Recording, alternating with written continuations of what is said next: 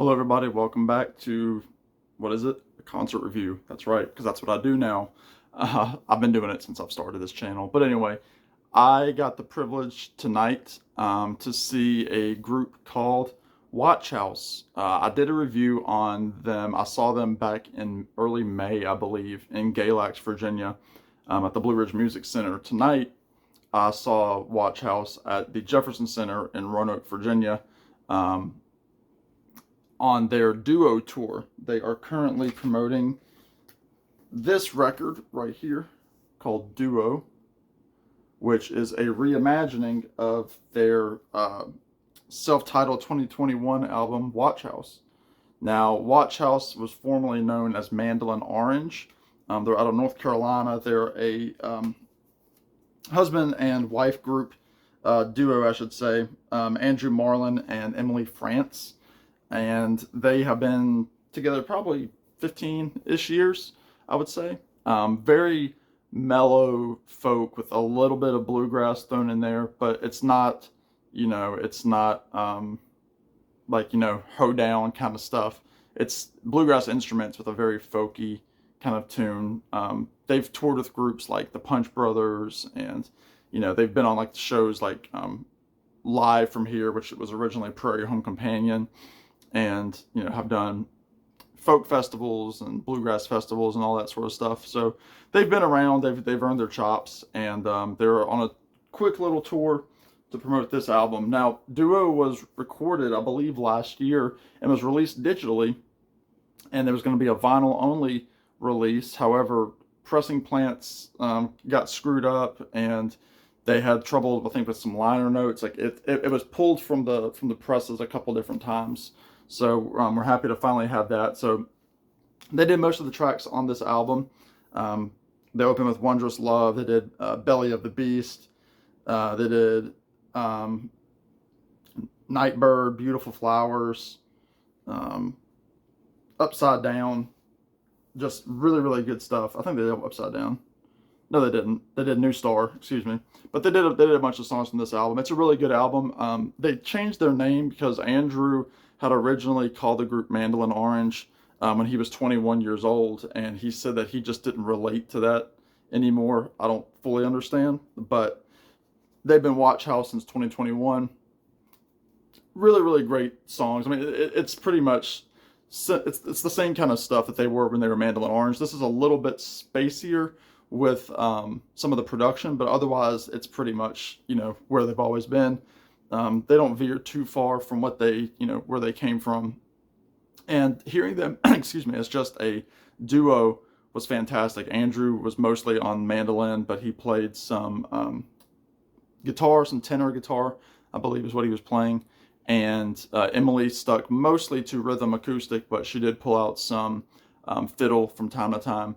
And they both sang beautifully. Emily has a fantastic voice. I love her songs, probably a little bit more than Andrew's, even though I love Andrew. Andrew does all the writing for the group.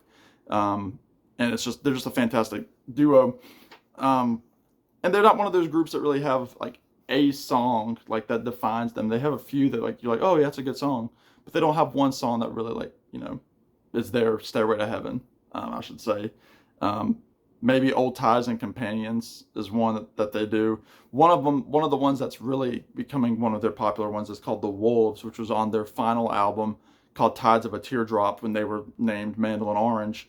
It was kind of about, that whole album was based around the passing of Andrew's mother a few years ago, and they had a lot of songs about that experience for them. And it was just a fantastic night. The Jefferson Center is a great little venue in Roanoke.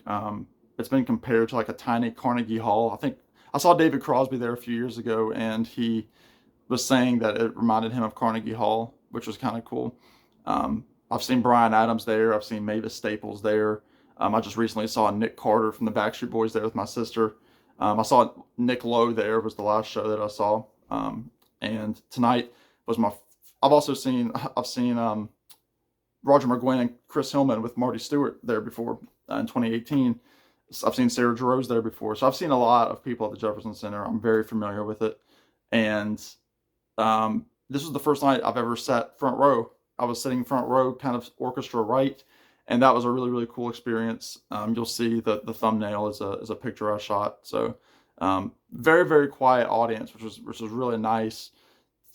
You know, a lot of times you have people that are singing along to shows, and because Andrew and Emily sing so softly, like I think people were worried that their voices were gonna like come across the microphone. I know I did. I was front row, and I was like, if I sing, like they're gonna hear me. So I stayed as quiet as I could from the front row, but pretty mixed crowd in terms of ages. There was a good group um, of people about my age. There were older people. There was a lady who was shouting from the audience. She started doing some banter with Andrew. She said she was 70, and just fantastic. They had an opener. Her name is Yasmin Williams. I think she's from Northern Virginia, I think. And she was fantastic, probably 25, 26 years old. Um, she was playing guitar, just instrumentals that were just beautiful. I mean, she was doing like a lot of like hammer-ons with the acoustic guitar. She was using a guitar hammer, so she like put the guitar on her lap and was using the hammer to play the notes while she was like, you know, hammering the neck of the guitar. It was really really interesting to hear.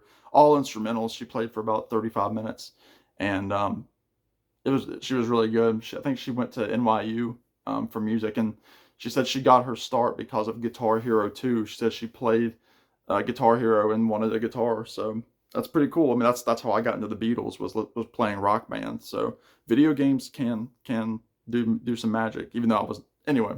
Um, but yeah, it was just a great night. I mean, they did one of my favorites again, The Wolves, "Hey Stranger," which is a beautiful song sung by Emily. Just really really clean vocals. Um, "Beautiful Flowers" was beautiful by Emily, just fantastic. Um, and you know, they do a little bit of kind of improvisation, a little bit, which is just really really nice. How you know Emily just holds down the fort with the guitar, and Andrew's like playing these leads on mandolin, just kind of taking it to places that you don't really think the mandolin can go. But you know, he was beautiful on "Wildfire," uh, "Old Ties and Companions." Um, they did an instrumental. Um, I can't remember what it was called, but it was just like they just kind of went with it, and then they went into another song. "Golden Embers" was beautiful from the last Mandolin Orange album.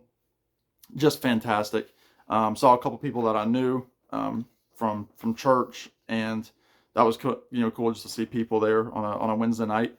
I did get some merch, you know, because if you're a fan of a band, you can only prove that you're a fan if you have their socks. So there are my Watchhouse socks there.